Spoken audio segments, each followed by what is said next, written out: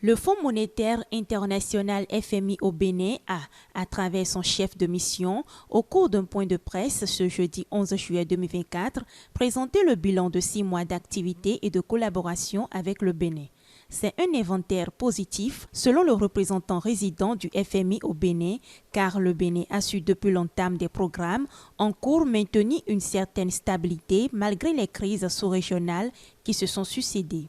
Au niveau du conseil d'administration, ils ont constaté la bonne résilience de l'économie. Comme vous le savez, le Bénin fait face à des chocs importants d'envergure. Vous avez vu, il y a la fermeture de la frontière avec le Niger, mais aussi effectivement les dépréciations de la monnaie du côté du Nigeria, mais aussi les changements au niveau de la politique de subvention à l'essence qui ont un impact sur l'économie béninoise. Et malgré cela, on a quand même une économie qui a réalisé une croissance au-delà de ce qui a été anticipé, de 6,4%. Et cela, à la lecture qui a été faite par le FMI, effectivement, ce que ça reflète l'élan des réformes, mais aussi les avancées en termes des équilibres macroéconomiques, notamment le déficit budgétaire, qui est effectivement mieux que ce qui a été anticipé.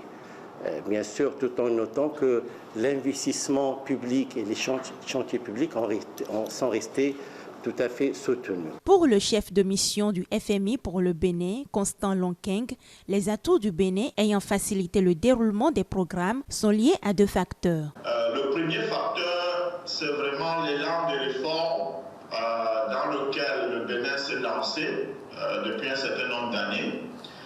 Donc des réformes qui mènent à une diversification graduelle de l'économie. Nous voyons bien une économie qui a cours de transformation. Le deuxième facteur, vraiment, c'est la calibration de la politique économique au Bénin.